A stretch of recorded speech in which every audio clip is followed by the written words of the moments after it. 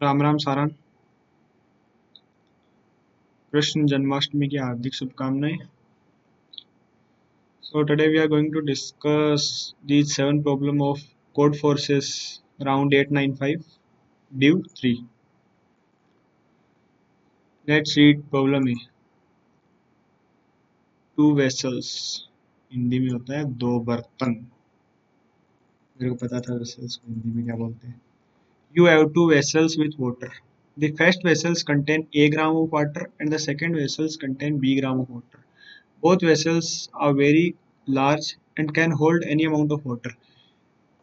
You also have an empty cup that can hold up C gram of water, up to C gram of water. In one move, you can scoop up to C gram of water from the vessel and pour it to other vessel. Note that the mass of the water poured in does not have to be integer. अच्छा, integer नहीं होगा. What is the minimum number of moves required to make the masses of water in the vessels equal? Note that you cannot perform any action other than the described moves. Okay. बोल क्या रहा है देखो, test cases देखने की जरूरत नहीं पड़ेगी इसमें, बहुत आसान प्रॉब्लम है। ए बी है अपने पास। पहले बर्तन में कितना पानी है? ए ग्राम। दूसरे में कितना पानी है? बी ग्राम। कितना भर सकते हैं? सी ग्राम का एक कप है मेरे पास छोटा सा। इसमें से अगर मान लो ए इज ग्रेटर देन बी, ऐसा मान लो, मतलब ए से निकाल के बी में भरना है, तो मिनिमम मूव्स बताने हैं कि ए इज इक्वल टू बी हो जाए। तो कोई सोच के बता सकता है क्या कितने नंबर ऑफ मूव्स होंगे? ए और बी को इक्वल बनाने के लिए क्या करना होगा अपने को? कितना निकालना पड़ेगा ए में से? ए माइनस बी बाई टू तो निकालना पड़ेगा। इतना निकाल के किस में डालना है? इतना निकाल के दूसरे में डालना है। तो इतना निकालने में कितना टाइम लगेगा? A minus B by two divided by C plus C minus one. ये जो डिवाइडेड बाई सी किया ना, इसका क्या आएगा?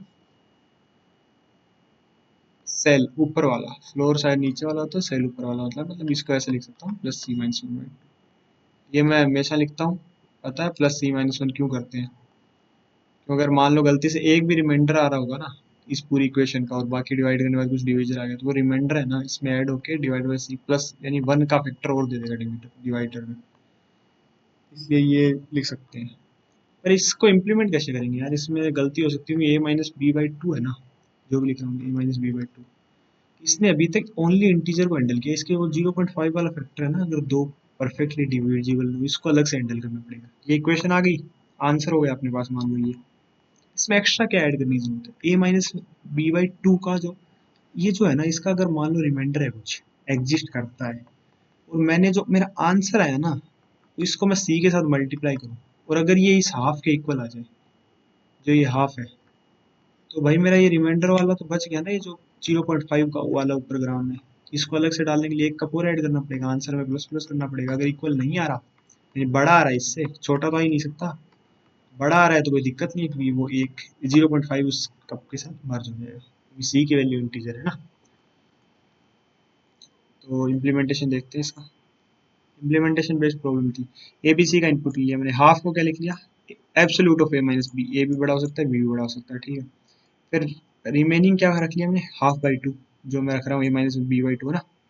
और फिर मैंने ये वाली इक्वेशन लिख दी, ठीक है। अब मैंने क्या किया, अगर ये इक्वल्स टू रिमाइंडर है और half percent two is not equals to zero, मतलब जो 0.5 वाला फैक्टर कर आ रहा है, इसका मतलब आ रहा है 0.5 और ये इक्वल है, तो मतलब सी से 0.5 को निकाल के और डालना पड़ेगा, तो ये क्या आ जाएगा? आंसर प्लस प्लस आ जाएगा। तो आंसर में प्रिंट कर दूंगा। प्रॉब्लम में बहुत ज़्यादा इजी थी। प्रॉब्लम बी पे मूव करते हैं। द कॉरिडोर और there and back again. You are in a corridor that extends infinitely to the right, divided into square rooms. You start in room 1, proceed to room K, and then return to room 1. You can choose the value of K. Moving to an adjacent room takes time 1 second. Additionally, there are n traps in the corridor. The ith trap is located in room DI and will be activated as I seconds after you enter the room DI. Once a trap is activated, you cannot enter a enter exit a room with that trap. We're gonna determine the maximum value of K that allows you to travel room 1 to room के and then return to room 1 safely. Problem क्या बोल रहा है, पहले problem को समझना है। बहुत सारे सेल्स हैं इन्फिनिटीली, ऐसे बहुत सारे सेल्स हैं 1 से लेके कहाँ तक, इन्फिनिटी। कुछ सेल्स में मान लो एक ट्रैप है, यहाँ पे एक ट्रैप है। ये ट्रैप में अगर मान लो किसी डी डी पोजीशन पे एस डी पोजीशन पे ट्रैप है, मान लो डी पोजीशन, फर्स्ट से डी नंबर पे ट्रैप है। एस का मतलब क्या है, इनपुट में डी और एस दी हुई है। एस का मतलब है मैं अगर इसके अंदर एक बार इधर से इंसान चलना शुरू करेगा, इधर आएगा, फिर क्या होगा, जहाँ पे कहीं भी मुड़ के फिर वापस उसको एक पे आना है, तो जब भी इसमें घुसाना तभी एक्टिव हो जाएगा, एक्टिवेट हो जाएगा। तो यहाँ पे घुसने के बाद 1 सेकंड बाद ये आगे जा सकता है, तो 1 सेकंड बाद कितना यहाँ पे है, कितने सेकंड बाद, 2 सेकंड बाद क्या है यहाँ पे है, 3 सेकंड बाद कहाँ यहाँ पे है, 4 सेकंड बाद क्या है यहाँ पे, फिर 5 सेकंड बाद निकल रहा है। तो मतलब एस की वैल्यू क्या होनी चाहिए, एस की जो वैल्यू है वो ग्रेटर देन इक्वल टू 5 होनी चाहिए। 4 भी हुई तो मतलब ये यहाँ पे ट्रैप में फंस गया। तो मतलब जितना आगे जा रहा है ना ये, उतना ही पीछे आने में टाइम ले रहा है। तो मतलब 2 × x+1 divide is equal to क्या होना चाहिए, ये बोल सकता हूँ ना मैं सीधा, जब गिवन मेरा एस होगा इतना मैं आगे जा पाऊंगा। तो x की वैल्यू क्या आ जाएगी, s-1 डिवाइडेड बाई 2। सीधा बोल सकता नहीं बोल सकता, आराम से बोल सकता हूँ, ये चीज़ मैं बोल सकता हूँ। इससे मेरी x की वैल्यू आ गई, और x क्या है, इससे जितना मैं आगे जा सकता हूँ, तो d पे था मैं पहले, d+x पे जाके आ सकता हूँ इस ट्रैप के मुताबिक। ऐसे ही हर एक ट्रैप के लिए एक नंबर होगा, जिस ट्रैप के लिए नंबर मिनिमम होगा ना वो आंसर हो जाएगा मिनिमम नंबर। ये सिंपली ये इक्वेशन होगी। प्रॉब्लम भी बहुत ज़्यादा इजी था, इसमें मैं ज़्यादा टाइम स्पेंड नहीं कर रहा टेस्ट केस वगैरह देखने के लिए, बहुत आसान प्रॉब्लम है। मैंने डी और एस का इनपुट लिया और मैंने शॉर्ट कर लिया, जबकि शॉर्ट करने की जरूरत नहीं थी क्योंकि मिनिमम वाला ऐसे ही आ जाए। फिर क्या है, मैंने D is equal to vac I dot first क्या डी है, एस है ये, value is equal to s-1 divided by 2। ये इक्वेशन लिखी थी ना मैंने, एक्स की वैल्यू निकाल रहा हूँ, s-1 डिवाइडेड बाई 2। और किसको है इसमें डी में ऐड कर दिया, जिसमें मिनिमम आ रहा है ना वो वाला आंसर मैंने प्रिंट कर दिया। इट इज प्रॉब्लम, ये प्रॉब्लम अच्छा लगा मेरे को। You are given two integer l to r, you need to find the positive integer a and b such that the following condition are simultaneously satisfied। Conditions क्या है इन पे चर्चा करते हैं। दोनों कंडीशन सेटिस्फाई हो जाए ऐसी ए और बी की वैल्यू प्रिंट, ये एग्जिस्ट करती है तो माइनस में प्रिंट। देखो यार, एल पे हूँ, एल और आर गिवन है मेरे को क्या निकालना है, ए और बी ऐसा निकालना है कि पहली कंडीशन तो क्या ए बी है ना, दोनों का सम एल और आर के बीच में आ जाए,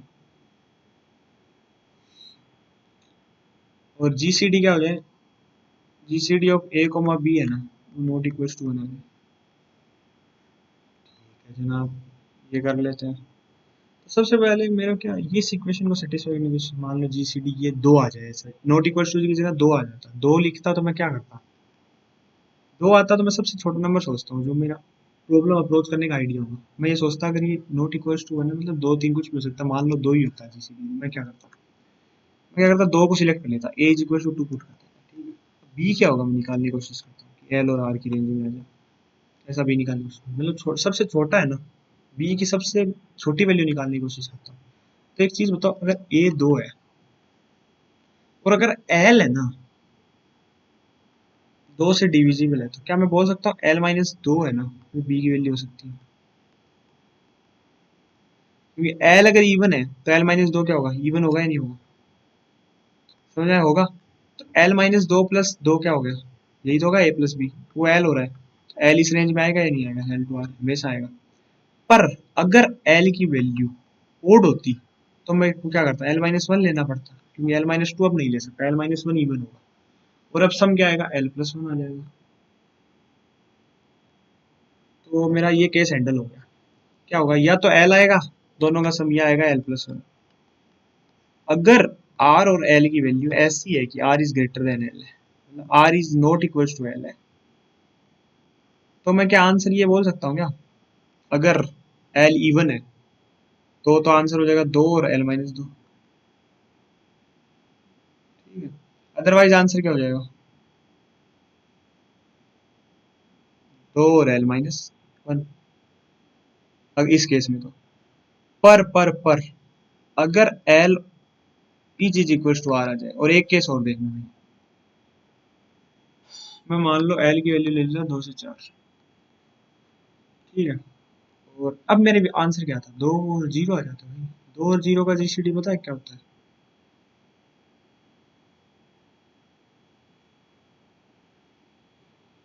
2 और 0 का जीसीडी में भी कोई दिक्कत नहीं हुई, 2 और 0 का जीसीडी क्या हुआ, 2 ही तो होगा। ठीक है, इसमें कोई प्रॉब्लम नहीं है, इट विल वर्क फाइन। अब देखते हैं, मैं L is equal to R वाला केस देखता हूँ। ये मैं खोजने की ट्राई करता हूँ, इसमें क्या होगा। अब मेरे को क्या करना, एल और आर के फैक्टर के बारे में सोचना है। एल एक ही नंबर है, दोनों का सम किसके इक्वल आना चाहिए। अब मेरी कंडीशन क्या होगी, A plus B is equal to L होना चाहिए, और ए कॉमा बी का जो भी जीसीडी है ना,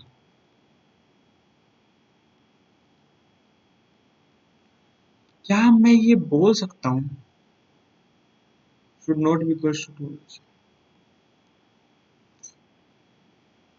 अगर कोई भी नंबर एल से डिवाइड हो रहा है तो वो ए और बी से इंडिविजुअली डिवाइड होगा। अगर कोई इक्वेशन है ए प्लस बी है इज इक्वल टू एल है, एल की अगर मैं फैक्टर करने जाऊँ, एल के फैक्टर करने जाऊँ, मान लो क्या होता है, मान लो एक्स मल्टीप्लाई वाई वाई है, क्या मैं इसको ऐसे लिख सकता हूँ क्या, एक्स -1 + 1 मल्टीप्लाई बाई वाई, यानी वाई प्लस जो क्या होता है एक्स मल्टीप्लाई बाई वाई है माइनस वाई, यही तो आ जाएगा। यानी एक a is equal to y और बी इज इक्वल टू आ जाएगा x multiply by y minus y. यानी अगर ए और बी का कोई भी डिवीजर पॉसिबल है, एल का अगर कोई भी फैक्टर पॉसिबल है, मान लो एल का कोई भी डिवीजर पॉसिबल है, तो आंसर क्या हो जाएगा, वो डिवीजर कोमा क्या लिख दूंगा मैं, एल माइनस डिवीजर। क्या मैं बोल सकता हूँ, बिल्कुल बोल सकता हूँ। तो कोड देखते हैं, चलो लेट्स सी द कोड। मैंने क्या किया, इनपुट ले लिया, ए को क्या कर दिया, 2 कर दिया, बी को मैंने क्या बना दिया L%2। ये मेरा हैंडल करने का तरीका अलग है थोड़ा, मैंने यहाँ पे ऐसा लिखना था, मेरे को L% के हिसाब से लिख देना था, L%2 अगर 0 है तो L-1 और L-2 वैसे लिख लेना था। मैंने B इज इक्वल टू 0 वैसे लिख दिया, ये करने की जरूरत नहीं थी मेरे को, जरूरत पड़ेगी क्या।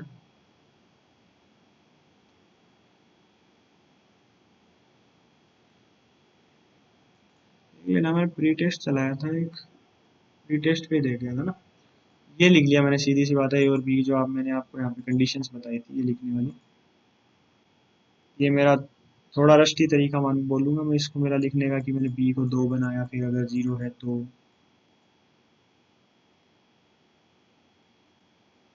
है ना, मतलब बी को 2 नहीं, ए को 2 बनाया, ए को तो 2 बनाना है, फिर बी को ऐसे लिख सकता था L%2 इज इक्वल टू, अगर 0 है तो L-2 सीधा बी को, अदरवाइज क्या लिख सकता था, बी को L-1, क्योंकि अगर मान लो मेरा एल है 1 होता तो L-1 आता 0, ठीक है कोई दिक्कत नहीं, हाँ मतलब कोई दिक्कत नहीं है इसमें, नहीं फंसेगा। अब मैंने ये कंडीशंस लिख दी भाई, अगर लेस देन इक्वल टू आ रहा है तो मैं ए और बी को सीधा प्रिंट कर सकता हूँ, सीधी सी बात है। अदरवाइज मेरे को क्या करना है भाई, ए इज इक्वल टू मैंने -1 कर दिया पहचानने के लिए, और मैंने एल को स्टोर करके रखा है यहाँ पे, टेम्पिस की वैल्यू बदलनी नहीं है, जे इज इक्वल टू 1 से फैक्टर ढूंढने स्टार्ट किया, अगर फैक्टर एग्जिस्ट करता है तो ए इज इक्वल टू जे, और बी ये ब्रेक कर दिया, अगर ए इज इक्वल टू -1 मतलब कोई फैक्टर नहीं मिला, प्राइम है नंबर तो -1, अगर प्राइम नहीं है तो ए कॉमा बी। ये क्या होता है, पहला फैक्टर और फैक्टर, टोटल माइनस फैक्टर, आया ना, आसान प्रॉब्लम थी। प्लस माइनस परम्यूटेशन, ये प्रॉब्लम तो देखते ही क्लिक करने वाली। You are given 3 integers n, x, y, let's call all the score of a permutation p1 से pn तक the following values, p1x p2x, इससे किसी को इक्वेशन से ना समझ में आना, वैसे इक्वेशन समझना ज्यादा इंपॉर्टेंट है, स्टेटमेंट बदलो, in other words the score of a permutation is the sum of p i of all indexes i divisible by x. P i of sum of all indexes divisible by you और दोनों का minus. तो मेरे को इस number को maximum करना है, ऐसा कोई भी परम्यूटेशन जनरेट करना है। एन का एन गिवन होगा मेरे को और एक्स और वाई गिवन होंगे। ये क्या वैल्यूज गिवन होंगे, एन गिवन होगा, एक्स और वाई गिवन होगा। मेरे को करना क्या है, sum of U of I percent X, जो आई इज इक्वल्स टू 1 से लेके I is equals to N से लेके, अगर I percent X is equals to 0 आ रहा है तो मैं सम ऐड कर दूंगा पी आई। अगर ये कंडीशन सेटिस्फाई है, अगर I percent Y is equals to 0 आ रहा है और पी जे पी आई है, आई इज इक्वल्स टू 1 से लेके I is equals to N तक, अगर ये कंडीशन सेटिस्फाई हो रही है फिर दोनों को माइनस कर दूंगा। एक चीज बताओ, इस नंबर को मेरे को मैक्सिमम करना है, तो मैक्सिमम वाले इसको देने और मिनिमम वाले इसको देने। सिंपल मैथमेटिक्स जो पढ़ते थे वो काम में आएगी। इसको क्या बोल सकता हूँ मैं, एक्स से डिवाइड कर रहा हूँ, वाई से डिवाइड कर रहा हूँ। ए यूनियन बी क्या होता है, A plus B minus A intersection B. मेरे को ए इंटरसेक्शन बी पे फोकस करना है। ए इंटरसेक्शन बी को मैं पहले ही हटा देना चाहता हूँ। अगर ए इंटरसेक्शन बी जीरो हो जाए तो मैं सीधा बोल सकता हूँ A plus B, A union B. यही तो करना है मेरे को। तो इसका इंटरसेक्शन देखता हूँ, ऐसा नंबर जो एक्स से भी डिविजिबल हो और वाई से भी डिविजिबल हो। इसका मतलब क्या होता है, एक्स से भी डिविजिबल हो और वाई से भी डिविजिबल हो, मतलब जो number LCM of x y से डिविजिबल हो। बोल सकता हूँ क्या ये? एलसीएम ऑफ एक्स वाई से डिविजिबल है, मतलब जो एक्स से भी डिविजिबल होगा और वाई से भी डिविजिबल होगा। तो मतलब मैं जो भी नंबर इनसे डिविजिबल है, यानी एक्स से डिविजिबल वाले काउंट कितने होंगे, एन बाई एक्स इतने नंबर्स होंगे। वाई से डिविजिबल वाले काउंट कितने होंगे, एन बाई वाई। क्या होगा, काउंट ऑफ एक्स, और ये क्या होगा, काउंट ऑफ वाई। ठीक है भाई। और इसमें से घटाना क्या है मेरे को, एलसीएम से डिविजिबल वाले मतलब कॉमन वाले कितने होंगे, जो काउंट ऑफ एक्स वाई कितने होंगे, एन डिवाइडेड बाई एलसीएम। और इस काउंट ऑफ एक्स वाई को क्या घटा सकता हूँ मैं इसमें से, एक्स और वाई में से काउंट में से काउंट ऑफ एक्स ताकि इंडिपेंडेंट हो जाए, तो ये घटा दिया मैंने, तो फिर count of x updated, count of y updated. यानी एक्स और वाई में एक दूसरे में कोई रिलेशन नहीं है, दोनों डिफरेंट डिफरेंट नंबर है। यानी जितने number of x of updated है उनको तो मैं क्या कर दूंगा, बड़े से लेके एन से लेके जितने ये नंबर है काउंट ऑफ एक्स अपडेटेड वाला ले रहा हूँ मैं, काउंट ऑफ एक्स में ना, n comma n minus one, ऐसे कितने नंबर तक काउंट ऑफ एक्स नंबर तक, और वन से लेके काउंट ऑफ वाई नंबर तक, वन टू थ्री, ऐसे छोटे वाले नंबर उसको दे दूंगा, छोटे वाला परम्यूटेशन, बड़ा वाला ये दे दूंगा। यानी इसका सम माइनस इस ये आ जाएगा। तो इसके सम का फॉर्मूला क्या हो जाएगा भाई, टोटल नंबर कितने, count of x multiply by पहला नंबर क्या है, टू ए होता है ना, two multiply n plus n minus one कितना है, मतलब count of x minus one multiply by d कितना है, minus one divided by two. Permutation वाला फॉर्मूला लिखा हूँ, वो वाला n by two, two multiply a plus n minus one गुणा डी। और दूसरे वाले में क्या आ जाएगा, n multiply by n minus n plus one by two. N क्या हो जाएगा यहाँ पे, काउंट ऑफ वाई। दोनों को घटा दूंगा। देखो मैंने इनिशियली क्या गलती किया कि मैंने एक फोर लूप लगा के इनका सम ले लिया, तो टाइम लिमिट एक्सीड आ गई, क्योंकि मैंने कंस्ट्रेंट पे ध्यान नहीं दिया था। ये देखो दो फोर लूप लिख के ना, सबसे पहले मैंने क्या किया, एलसीएम निकाला, और एलसीएम से मैंने कॉमन वाला फैक्टर निकाल लिया। एलसीएम क्या है मेरा, यहाँ पे एलसीएम में स्टोर कर लिया मैंने, कॉमन वाला जो कॉमन है।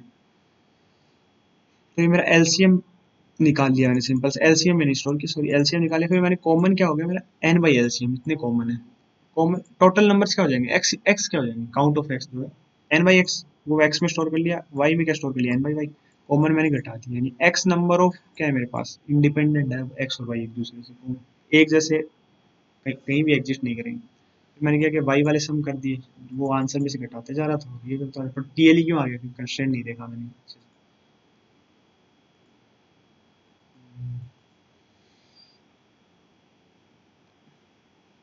तो कंस्ट्रेंट नहीं देखा था मैंने, कंस्ट्रेंट क्या था अपना, 10/9 था। फोर लूप चलाऊंगा, टाइम लिमिट एक्सीड तो आना बनता था, दोनों प्राइम हो जाए, एक दूसरे से एलसीएम क्या जाए, दोनों एक दूसरे से ऑलरेडी इंडिपेंडेंट हो जाए। तो मैंने क्या किया, फॉर्मूला लिख लिया, घटाने वाला लिख दिया, ये वाला y multiply y plus one, और ये वाला दूसरा वाला फॉर्मूला लिख दिया, फिर आंसर प्रिंट कर। तो प्रॉब्लम डी भी आसान प्रॉब्लम थी। प्रॉब्लम ई क्या है, डेटा स्ट्रक्चर फैन। ये प्रॉब्लम देख के और पढ़ के ऐसा लगता है सेगमेंट ट्री यूज करने पर, इसमें सेगमेंट ट्री की जरूरत नहीं पड़ेगी।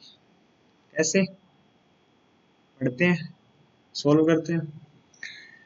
You are given an array of integers a1 a2 an as well as a binary string as consisting of characters। Input क्या है, एक एरे गिवन है, एक बाइनरी स्ट्रिंग गिवन है n कैरेक्टर्स की।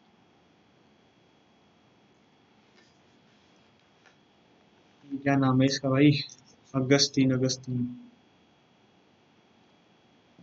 Augustine is a big fan of data structure. Therefore, he asked you to implement a data structure that can answer two queries. There are two types of queries. One L R. Replace each character of SI और जो भी L से R के बीच में exist करता है with its opposite। ठीक है। 2G का मतलब क्या, calculate the value of bitwise xor of the AI for all the indexes I such that अगर SI is equal to G है ना तो उनको एक्सोर लेना है। प्रॉब्लम को समझते हैं अच्छे से। इसमें मैं टेस्ट बेस एक्सप्लेन करने की जरूरत नहीं पड़ेगी आपकी, ये वही है प्रैक्टिस से ऑब्जर्वेशन आती है। एक्सोर मतलब एक्सोर का थोड़ा आइडिया लिया है ना, एक्सोर कैसे काम करता है, जो एक्सोर को कैलकुलेट करने का, तो वो प्रॉब्लम सॉल्व कर ले।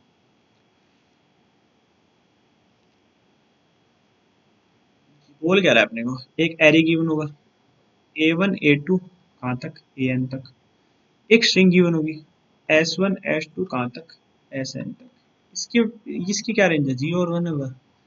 इसकी क्या रेंज है भाई, 1 से लेके 10.9 होगा मेरे हिसाब से। या भाई ठीक है,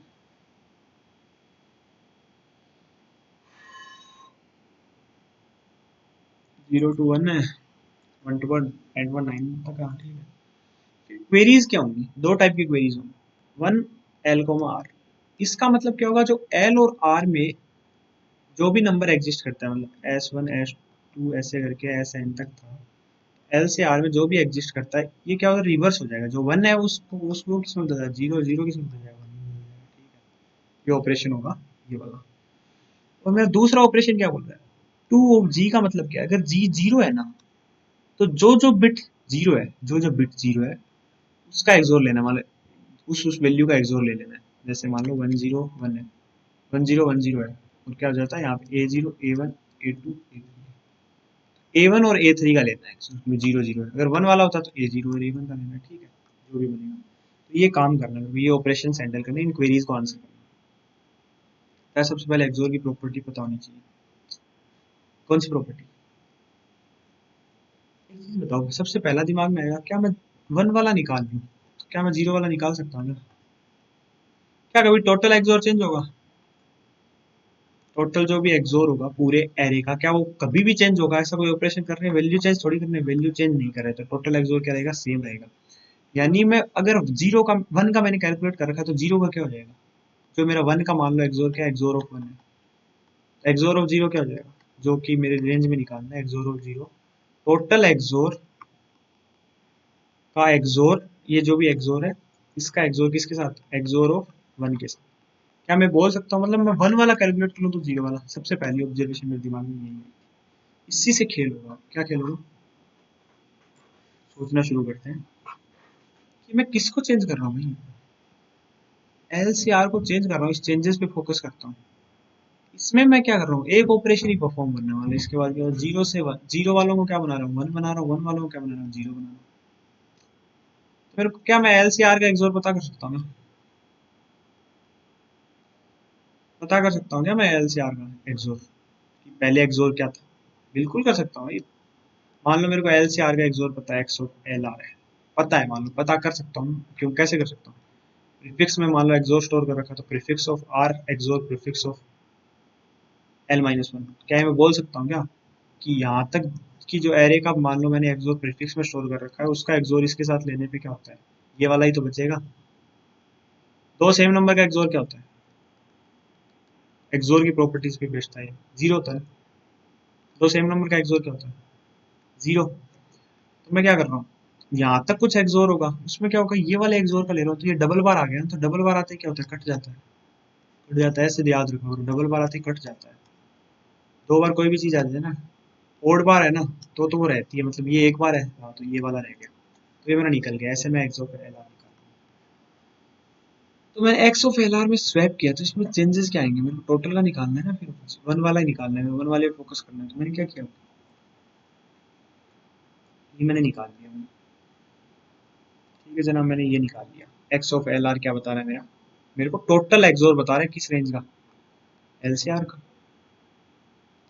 ठीक है भाई, एक चीज बताऊं, मैं जो मेरा वन वाले एक्सोर के साथ इसका एक्सोर ले लूं, अब जो मेरे पास टोटल एक्सोर था, मेरा टोटल एक्सोर वन वाला था, उसके साथ एक्स ऑफ एल आर का एक्सोर लेने पे क्या बचेगा। ये ऑब्जर्वेशंस कैसे आ रही है दिमाग में, आप सोच रहे होगे ये ऑब्जर्वेशंस कैसे आ रही है, प्रैक्टिस है आती है।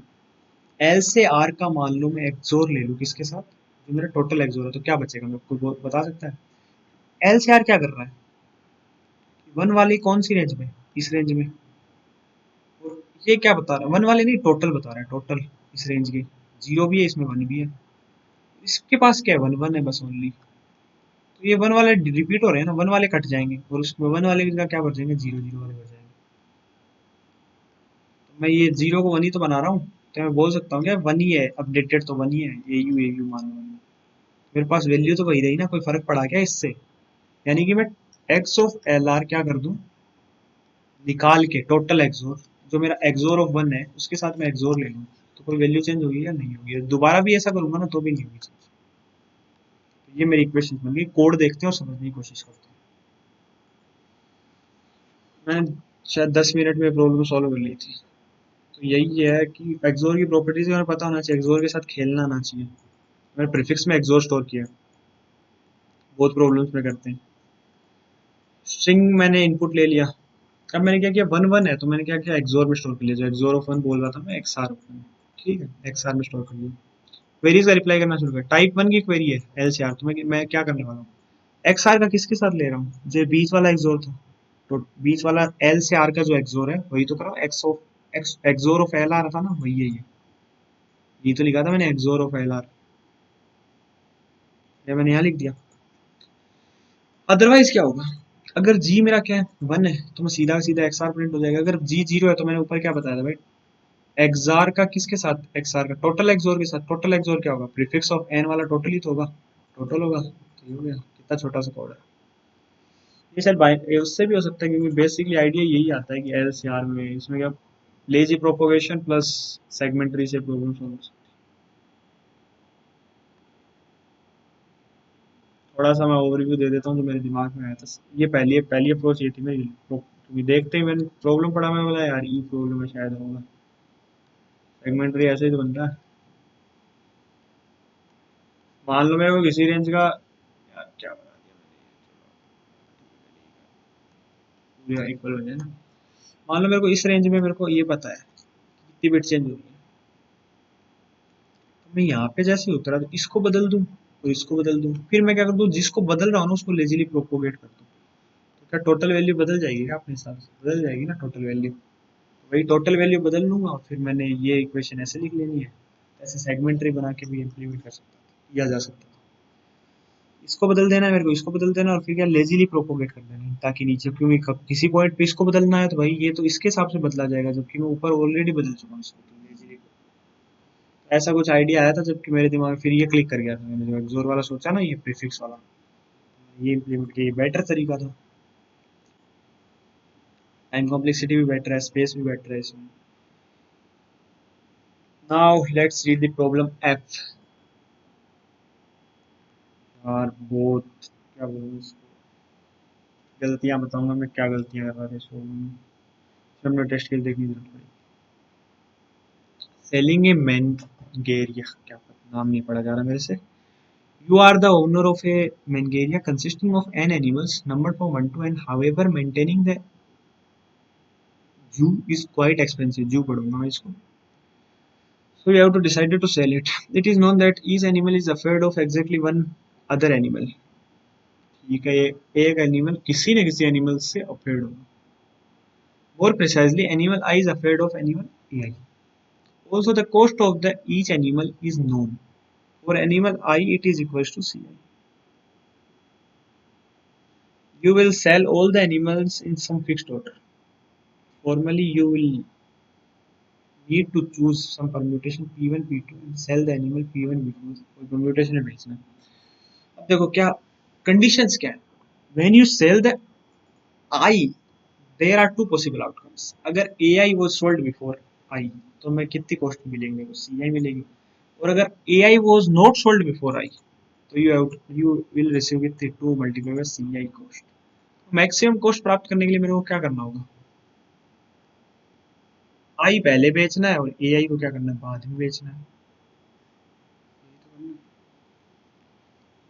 एक प्रॉब्लम पड़ी होगी किसी ने बुक वाली, किस ऑर्डर में मेरे को बुक्स पढ़नी है एग्जाम में कंप्लीट करने के लिए, कुछ ऐसा आता है ना प्रॉब्लम, टोपो शॉट वाली। देख तो ये दिमाग में आया नहीं है। अगर ये प्रॉब्लम किसी ने की हो, मेरे तो दिमाग में ही है यार, टोपो शॉट वाली प्रॉब्लम है ये कि आई के बाद क्या पढ़ना है मेरे को, ए आई। प्रॉब्लम पूरी पढ़ते हैं ना, सी आई है और अदरवाइज क्या होगा, सी आई होगा। अब एक चीज बताओ, गिवन क्या है मेरे को, आई क्या है, 1 2 3 ऐसे करके है। यहाँ पे कुछ गिवन होगा मेरे को, A1 A2 ऐसे करके एन तक गिवन है। ग्राफ के बारे में सोचते हैं, मैं ग्राफ कंस्ट्रक्ट करने की कोशिश करता हूँ, यही मेरे दिमाग में आइडिया था। 1 से क्या होगा, 2 पे ग्राफ आइडिया, 3 पे होगा, कुछ भी 4। यानी 1 से क्या होगा, यानी मैं यही तो एज ये एज ही ऐड कर रहा हूँ 1 से, तो मैं क्या ये बोल सकता हूँ क्या हर एक नोड की आउट डिग्री, आउट डिग्री क्या होगी 1 होगी। इन डिग्री कितनी भी हो सकती है, ये वाला 1 1 1 कितनी बार आ सकता है, पर यहाँ पे क्या हो गया, सारी चीज अलग अलग है जहाँ से नोड निकल रहा है, तो क्या आउट डिग्री 1 होगी क्या। पहला केस देखते हैं, सैंपल टेस्ट केस पे फोकस करते हैं। मैंने टेस्ट केस देखे थे, मैं एक्सप्लेन वही अप्रोच, मैं ऐसा देखो मैं बेटर एक्सप्लेन करने की कोशिश नहीं करता, मैं वही चीज एक्सप्लेन करने की कोशिश करता हूँ जैसे मैंने प्रॉब्लम कॉन्टेस्ट के टाइम पे सॉल्व की, मेरे हिसाब से वो ज़्यादा बेनिफिशियल है। पहले प्रॉब्लम दोबारा समझते हैं, गिवन क्या है अपने को, गिवन है अपने को सबसे पहली लाइन में गिवन क्या है, एन गिवन है। पहले इनपुट समझ में आ जाना चाहिए अच्छे से, क्योंकि इनपुट गलत पढ़ लिया फिर प्रॉब्लम गलत पढ़ ली कोई मतलब नहीं। फिर क्या ए एन गिवन है, फिर क्या गिवन है C1 C2। देखो ये चीज पता है क्या होगी, आई से ए आई में ग्राफ कंस्ट्रक्ट करने का काम आएगी। और क्या होगी, ये क्या होगा, ये कॉस्ट है, आई को बेचने की सी आई कॉस्ट। ये मैनिपुलेट कैसे होगा, सी आई क्या हमेशा पॉजिटिव है क्या, क्यों नेगेटिव होगा तो फिर अलग से हैंडल करना पड़ेगा, पॉजिटिव है। देखो समझने की कोशिश करते हैं, पहला टेस्ट किस बनाते हैं, 1 से नोड कहाँ है, 2 पे है, 2 से नोड कहाँ पे है भाई,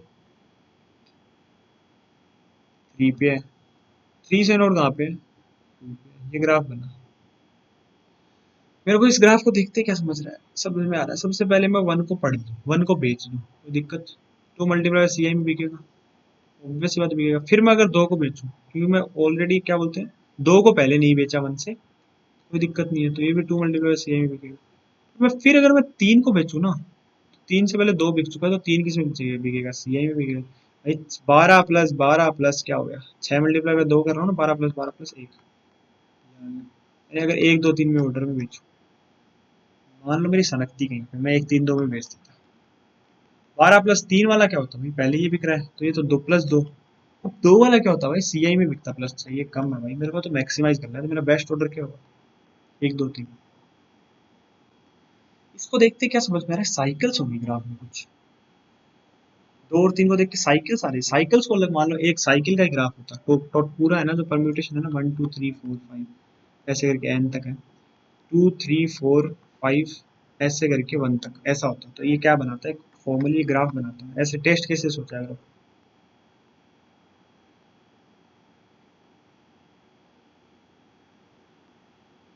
ये एन तक आ गया ना, इसके पास कुछ वैल्यू होगी C1 C2 C3 C4 C5 C6, इसको अलग से हैंडल करना है मेरे को, मानो किस ऑर्डर में करूँगा। एक चीज बताओ, 1 को मैं पकड़ रहा हूँ, सबसे पहले 1 से स्टार्ट किया तो क्या होगा, 2 मल्टीप्लाई C1, इसको पकड़ा फिर इस पे क्या, 2 मल्टीप्लाई C2 होगा क्या नहीं होगा, ये देखते जाना कैसे, 2 मल्टीप्लाई C3 होगा, ये क्या 2 मल्टीप्लाई C4।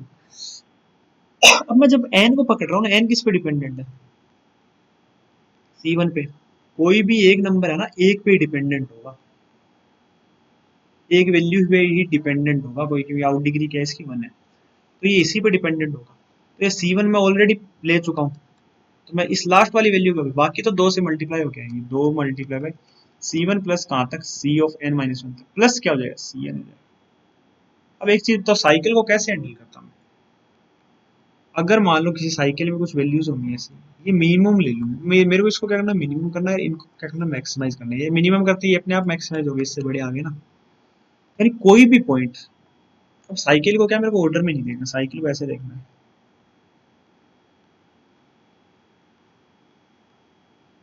प्रॉब्लम को अच्छे से समझने की कोशिश करो। ये क्या है मेरा, मान लो ये क्या है, मिनिमम वाला पॉइंट है, मेरे साइकिल में घुसाना, तब मैं इस पॉइंट पे घुसा, मैं क्या करूंगा, सबसे पहले मिनिमम वाला पॉइंट ढूंढूंगा, और अब मिनिमम के आगे वाले पॉइंट से ऑर्डर लिखूंगा, यानी ये जो भी पॉइंट है ना, पहले ये पकड़ूंगा, ये वाला, फिर ये पकड़ूंगा, फिर ये पकड़ूंगा, फिर ये लिखूंगा, फिर ये लिखूंगा, फिर ये लिखूंगा, यानी ऑर्डरिंग क्या हो जाएगी अब, ऐसे होगी। यहाँ से शुरू करके कहाँ पे खत्म करनी है, यहाँ पे खत्म करनी है, ठीक है। ये साइकिल हैंडल करना समझ में आया क्या, कैसे हैंडल करूंगा मैं, हर एक साइकिल निकाल लूंगा, मेरी प्रॉब्लम किसमें से बदल गई है, साइकिल्स को अलग से हैंडल करता हूँ मैं, साइकिल्स को लास्ट में ऐड कर दूंगा, फिर बिना साइकिल की चीज है ना, साइकिल्स निकाल लूंगा, और साइकिल्स में क्या होगा, उनका ऑर्डर होगा, जैसे C0 C1 ऐसे करके M तक होगी, इसमें जो मिनिमम वाला पॉइंट है ना, साइकिल ओपन वाला, साइकिल 0 साइकिल से M तक है ना, मिनिमम वाले पॉइंट से मैं आगे वाले पॉइंट से चलना शुरू करूंगा, और साइकिल में फिर मिनिमम वाले पॉइंट पे लास्ट में पहुंचूंगा, यही तो चीज कर रहा हूँ, मिनिमम पॉइंट से आगे वाले पॉइंट से चल के मैं साइकिल लास्ट में यहाँ पे पहुंच रहा हूँ, कर रहा हूँ नहीं कर रहा हूँ, कर रहा हूँ, ये साइकिल हैंडल करने का तरीका। मान लो एक ही साइकिल होती है ग्राफ में, ग्राफ में एक ही साइकिल होती है, ग्राफ क्या कर रहा है, कुछ बाहर से भी वैल्यूज दे रहा है भाई, ऐसे मान लो कुछ भी एक श्रृंखला बन के आ रही है भाई, ऐसा क्या, ऐसा ग्राफ पॉसिबल है, कहीं भी देख लेना, आउट डिग्री है ना, वो इक्वल वन होगी, हर एक की आउट डिग्री वन,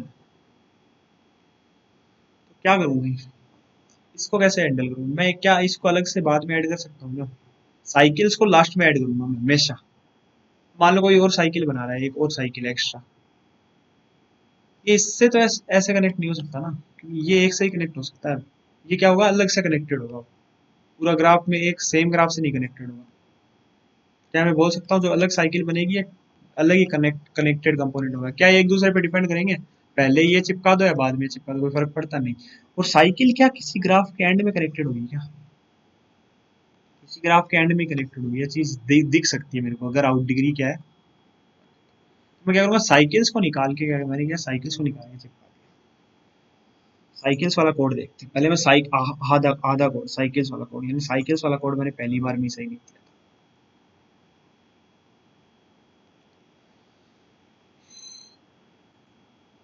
मैंने i इज इक्वल्स टू 1 से स्टार्ट किया, i is less than equals to n पे गया, i plus plus, visited of i 0 है, मैं साइकिल्स को कैसे हैंडल कर रहा हूँ, मैंने क्या किया, ग्राफ कंस्ट्रक्ट करने की जरूरत नहीं है मेरे को, अभी ग्राफ बनाए ही, मैं साइकिल्स देखो कैसे निकालूंगा, नोड आई पे हूँ, मान लो मैं क्या आई पे हूँ, अगर विजिटेड ऑफ नोड जब तक 0 है, मतलब विजिट किए हुए पे नहीं पहुंचा मैं, तब तक मैं क्या करूँ, अगले नोड पे जाता हूँ, नोड नोड से अगले नोड पे जाने का तरीका है, node is equal to area of node, ऐसे लिख सकता हूँ, बिल्कुल लिख सकता हूँ, और विजिटेड को मार्क करता चलूंगा एक्स, इस वाली पोजीशन में। अब देखो मैं बताओ साइकिल आने का तरीका क्या है, ध्यान से देखना, मैं एक्सप्लेन कर रहा हूँ मेरे कोड को, ऐसा मान लो यही ग्राफ था, अगर साइकिल नहीं एग्जिस्ट करती, मान लो मैंने पहले यहाँ से चलना शुरू किया, ये विजिटेड मार्क हो गया, ये विजिटेड मार्क हो गया, किसमें, ब्लैक पेन से, मतलब एक्स इक्वल टू 1 वाली वैल्यू पे मार्क हो गया, मैं एक्स एक्स मेरे पास क्या 2 है, मैंने जब यहाँ से चलना शुरू किया, अगर मेरा एक्स 2 नहीं है, इसे बोलते हैं कलरिंग, कलरिंग से हमेशा डायरेक्टेड ग्राफ में कलरिंग से साइकिल निकलती है, तो एक्स इक्वल टू 2 नहीं है ना, नहीं है, ये 1 पे है ऑलरेडी, तो अगर ये 2 होता ना, मान लो घूम फिर के यहाँ पे आता, मान लो 2 पे आ रहा है वापस, तो साइकिल है, 1 है, मतलब पहले वाले लूप से काम हुआ है अपना, इस लूप से काम नहीं हुआ, तो मैं क्या बोल सकता हूँ, ये साइकिल नहीं है, नहीं है, मैंने क्या किया, यही तो किया है, अगर नॉट इक्वल टू एक्स है तो मतलब साइकिल नहीं है, तो एक्स की वैल्यू बढ़ा के कंटिन्यू करती हूँ, अदरवाइज क्या साइकिल है, अब मैं साइकिल फाइंड करने की कोशिश करता हूँ, end is equal to node से, साइकिल में मैंने नोड पहला नोड पुश कर दिया और अगले नोड पे चला गया, अब अगले नोड से वापस मैं जब तक नोड पे नहीं पहुंच जाता, वापस जब तक नहीं पहुंच जाता तब तक मैं नोड पुश करता चलूंगा, ठीक है, ये मेरी क्या डल गई है, साइकिल में मेरे पास क्या भी एक साइकिल है, मेरे पास साइकिल है, ग्राफ में एक साइकिल है, कोई भी एक साइकिल। साइकिल की मैंने साइज ली एम इज टू जीरो। मैंने सबसे पहले क्या कौन सा पॉइंट फाइंड किया, वो वाला पॉइंट फाइंड किया जहाँ पे मिनिमम वैल्यू है। ये आई एन मेरे को क्या बता रहा है, वो वाला पॉइंट जहाँ पे मिनिमम वैल्यू है, जहाँ पे मिनिमम वैल्यू है, ये वाला पॉइंट फाइंड किया मैंने इससे, ठीक है। इस वाले लूप में देख सकते हो आप इजीली। अब मैंने क्या किया, इस पॉइंट से आगे वाले पॉइंट पे जाना है मेरे को, यहाँ से शुरू नहीं करना, तो आई एन प्लस प्लस कर दूंगा और परसेंट इक्वल टू एम करूंगा। ये तो साइकिल में ऑब्वियस सी बात है, मॉड्यूलो के साथ खेलते हैं, ये चीज़ तो छोटी सी ट्रिक तो पता ही होगी आपको। फिर मैंने क्या किया, मैं अब ये आई एन से लेके एम वैल्यूज पुट डालूंगा मेरे आंसर में। साइकिल्स डाल रहा हूँ ना आंसर में, पहले मैं साइकिल्स डाल रहा हूँ आंसर में। मैंने आंसर डॉट पुश बैक क्या किया, साइकिल ऑफ आई एन में पुश करता गया, ठीक है। और मैंने क्या किया, आई एन प्लस प्लस करता गया, आई एन को क्या करता गया, वन करता गया। तो मेरी साइकिल पुश हो गई, इसमें कोई दिक्कत, इस वाली कोड, ये वाला पार्ट समझ में आ गया ना, साइकिल अगर को हैंडल करने वाला पार्ट समझ में आ गया। अब मैं देखूँ मैं गलती क्या कर रहा था, मैं क्या कर रहा था, मैं सोचा साइकिल वाला पार्ट अलग से हैंडल हो गया। मान लो कोई भी नोड्स है ऐसे, मान लो एक्सटर्नल नोड्स है, साइकिल से कनेक्टेड है कहीं ना कहीं जाके, तो मैं क्या इनको, मैं क्या कर रहा था, यहाँ पे यहाँ से शुरू करके टोपो शॉर्ट का ऐसा समझ रहा था, ऐसे कनेक्टेड है इस तरीके से। तो मैं क्या, जिनकी जब जो जो नोड है ना, जिन जिन नोड की इन डिग्री क्या जीरो है, वहां से स्टार्ट करके मैं क्या लिख दे रहा था, सिंपली विजिटेड वाले नोड पे जब तक नहीं चला जा रहा, ये आंसर में पुश कर दे रहा था, मतलब नए वाले जो आंसर आएगा असली उसमें पुश कर दे रहा था ऑर्डर में, और लास्ट में साइकिल वाले इसमें पुश कर दे रहा था। इसमें गलती क्या है देखो, टेस्ट केस देखता हूँ, मैंने मैंने मेरे को गलती मिली, फिर मैंने इसको सुधारा।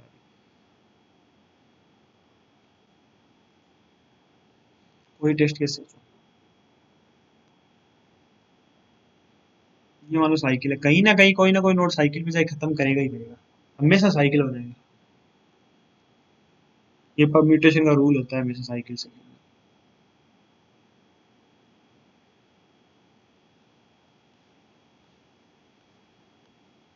ये सही ग्राफ होगा ही नहीं होगा, होगा ना। मैं क्या किया, इस नोड से चलना शुरू किया, तो मेरा ऑर्डर क्या होगा, सबसे पहले साइकिल को लास्ट में पुश कर दूंगा, ये वाला जो भी हो, जिस भी ऑर्डर में होगी लास्ट में पुश हो जाएगी, इसको खेल खत्म, यहाँ तक ही चलना है मेरे को, है ना, इसको लेना ही नहीं, यहाँ तक ही चलना है। तो मैं क्या करूँगा, इस नोड से चलना शुरू किया, वन मार्क कर दिया, मान लो टू है, ये थ्री है, तो मैं क्या करूँगा, ऑर्डर मेरी क्या वन टू होगा, फिर क्या ऑर्डरिंग में आएगा, तीन आएगा, जबकि मेरा ऑर्डर होना क्या चाहिए था, वन थ्री होना चाहिए था ना, क्योंकि पहले वन डलेगा फिर थ्री डलेगा, एंड टोपो शॉर्ट होना चाहिए, एक तरीके से क्या होना चाहिए, टोपो शॉर्ट। टोपो शॉर्ट का रिवर्स, मतलब टोपो शॉर्ट ही होना चाहिए, रिवर्स का है टोपो शॉर्ट। अब टोपो शॉर्ट के लिए मैं क्या करूंगा, साइकिल वाला ग्राफ आना नहीं चाहिए, मतलब जो साइकिल वाले, बिना साइकिल के ग्राफ बनाना है मेरे को, बिना साइकिल के मैं ग्राफ कंस्ट्रक्ट करूंगा, फिर टोपो शॉर्ट लेके उसको ऐड कर दूंगा। यही रहेगा मेरा बेसिकली आइडिया। पहले मैं क्या कर रहा था, ये टोपो शॉर्ट नहीं कर रहा था, मैं यही कर रहा था, मैं सोचा यहाँ पे डालते जाऊंगा, एंड हो जाएगा, और मेरा टेस्ट थ्री पे रॉन्ग आंसर भी आया था। अब देखते हैं इसको।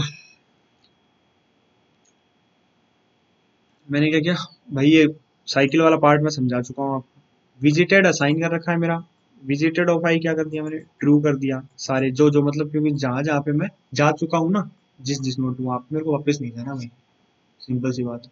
फिर मैं नया ग्राफ कंस्ट्रक्ट, ऊपर कंस्ट्रक्ट भी कर लेता ना ग्राफ, और फिर भी मैं अगर लिखता तो भी मेरा सही आंसर आता, पर मैं मान लो यहाँ पे कंस्ट्रक्ट कर रहा हूँ बिना साइकिल वाले पार्ट कंसीडर किए। ये जो अगर आई भी विजिटेड नहीं है और एरे ऑफ आई भी विजिटेड नहीं है, साइकिल में दोनों ही आते, तब तो मैं इनको कनेक्ट करूंगा आई और एरे ऑफ आई को, ऐसे। फिर मैंने क्या किया, टोपो क्लियर कर दिया, मेरा टोपो शॉर्ट कर लिया, यहाँ पे टोपो शॉर्ट के लिए डीएफएस लिखा है, देखो टोपो शॉर्ट भी, टोपो शॉर्ट जिसने नहीं पढ़ा सीपी एल्गोरिथम पे जाओ, और टोपो शॉर्ट पढ़ो, या फिर सीएससीएस की मैं प्रॉब्लम शेयर कर दूंगा टोपो शॉर्ट के लिए।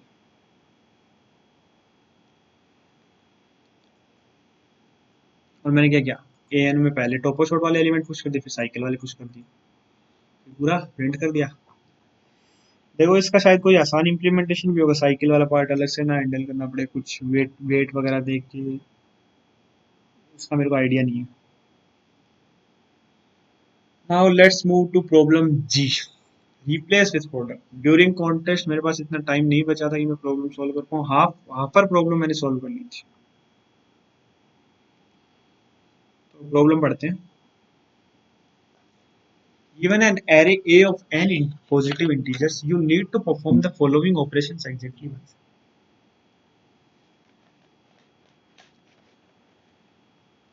Choose two integers L and R and replace the subarray of A, L, R with the single element, the product of all elements of the subarray. Okay. So your task is to maximize the sum of the array after applying this operation. Find the optimal subarray to apply this operation. Okay, operation क्या है?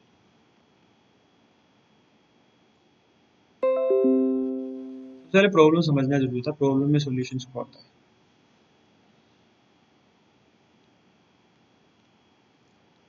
क्या है ए अपने पास कितने digit का है, array कितना, कितने डिजिट्स का है, एन डिजिट्स का एरे, एन डिजिट्स का नहीं मतलब सॉरी एन नंबर्स का एरे।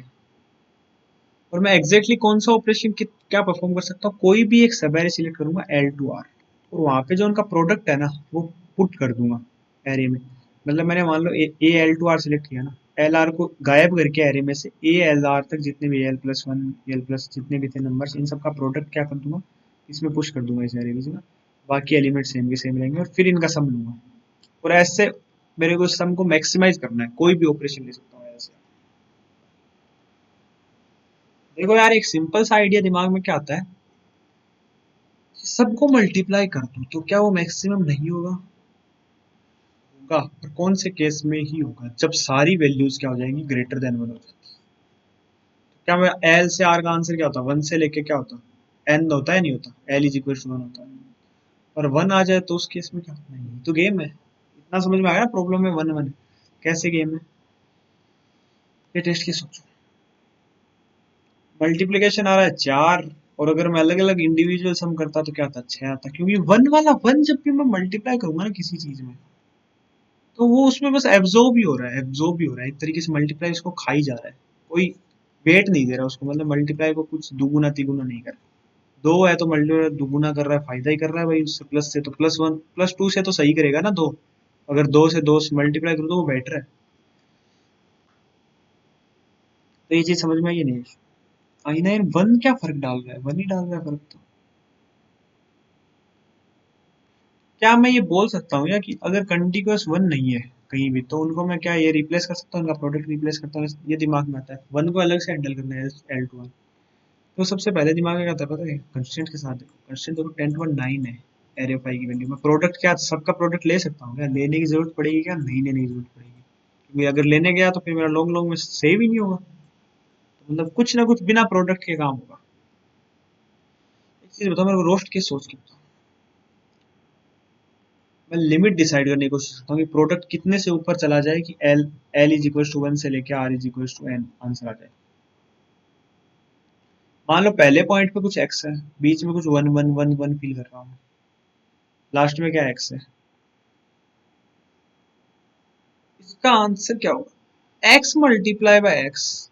मैं क्या करता हूँ, ग्रेटर देन इक्वल्स टू, या फिर ये ऐसा है लेस देन इक्वल्स टू, ऐसा मान लो लेस देन इक्वल्स टू, इनका सम है, सम क्या होता है, to multiply by x plus क्या होता है एन माइनस टू। ये दिमाग में आ रहा है नहीं आ रहा, एक्स वाई मान रहे हैं, वाई होता है x multiply bye x plus क्या होता है वाई। अब मान लो मेरे को एक्स को क्या करना है, मेरे को मैक्सिमाइज करना है, एक्स की वैल्यू मैक्सिमम लेनी है कि सच दैट ये कंडीशन सेटिस्फाई हो रही हो, ग्रेटर देन इक्वल्स टू आ जाए। ये मैक्सिमम तो कुछ भी हो सकता है, पर एक्स और वाई की वैल्यू क्या मिनिमम करने की कोशिश करूंगा। तो प्रोडक्ट को क्या करूंगा, मिनिमम प्रोडक्ट की हमेशा ये कंडीशन सेटिस्फाई हो जाए, ऐसा करने की कोशिश करता हूँ, एक्स और वाई की इक्वल वैल्यू लेने की कोशिश करूंगा। एक्स मल्टीप्लाई क्या जाए, एक्स स्क्वायर हो जाएगा, ये क्या हो जाएगा, greater than equal to two X आ जाएगा, प्लस एन माइनस वन। ये क्या होता है, मैं टेन टू फाइव तक जाएगा ना, एक्सेल टेन टू नाइन तो कुछ भी ले सकते हो, टेन टू नाइन लेते ये तो बढ़ जाता, यानी कुछ ऐसा होना चाहिए टेन टू फाइव के आसपास होना चाहिए, टेन टू फाइव आ जाए मान लो दोनों आसान, अगर थ्री थ्री करते थे टेन टू फाइव आ गया, तो फिर तो भी मेरा एक्स क्या होगा भाई, टेन टू थ्री के आसपास देगा कुछ, टेन टू सिक्स जाएगा मान लो मैक्सिमम तो भी। क्या मैं ऑल एंड ऑल ये बोल सकता हूँ कि एक्स की लिमिट क्या लगाऊं मैं इनके प्रोडक्ट पे, प्रोडक्ट कितने से बड़ा नहीं होना चाहिए, क्या मैं एक लिमिट लगा सकता हूँ सेफली टेन टू सिक्स, कि अगर मेरा पूरा प्रोडक्ट है ना, कोई भी प्रोडक्ट, दो वैल्यू लिए मैंने अभी तो, बीच में सारे वन वन वन भरे हैं, टेन टू बारह जा रहा है, क्या सम इनका ten two six plus ten two six जा सकता है क्या इतना, प्लस एन माइनस वन कितना होता है फाइव, नहीं जाता भाई। इवन 10 पावर 5 भी में भी नहीं जाता, जाता ही नहीं जाता, नहीं जाता, 10 पावर 4 में भी नहीं जाता इवन। करके देख लेता हूँ मैं एक बार, 10 पावर 4 में भी नहीं जाता। मैं 10 पावर 6 ली थी मेरी लिमिट, 10 पावर 4 करके देख रहा हूँ मैं एक बार, ठीक है।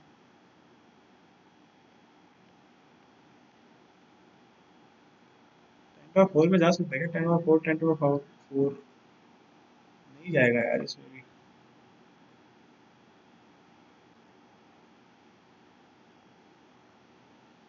लॉन्ग आंसर टेस्ट केस 27 जा रहा है आउट ऑफ, रुको एन का कंस्टेंट देखता है, पर कहीं ना कहीं गलती हो रही है इसमें ना, 10 पावर 4 के केस में।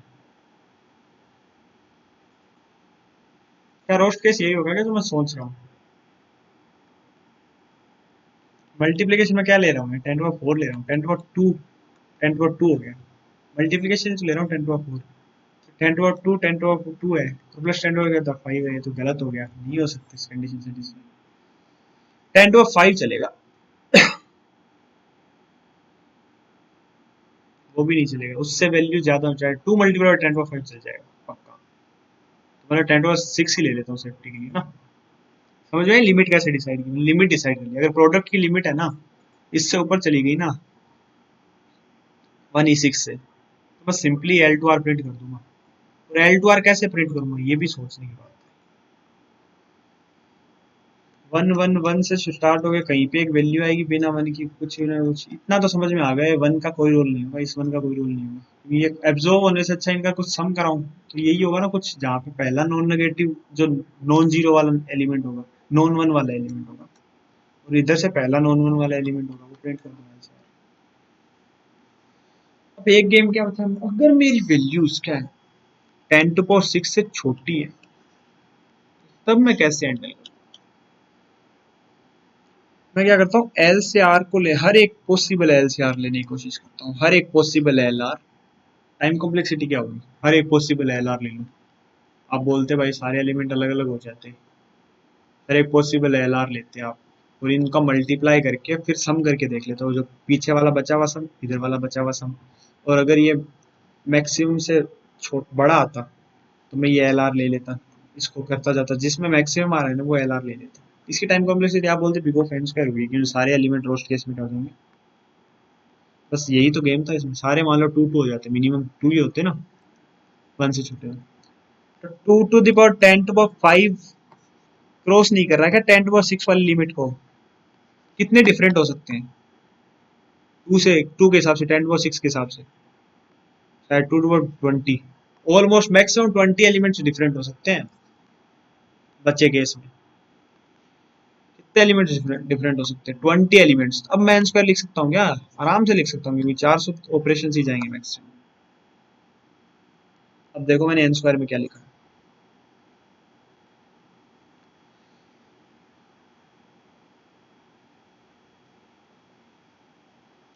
कोड देख के समझते हैं। मैंने क्या किया, जो जो 1 वाला एलिमेंट नहीं है ना उसकी इंडेक्स स्टोर कर ली, ये 20 से ज्यादा नहीं होंगे, वी की जो साइज होगी ना 20 से ज्यादा कभी नहीं जाएगी।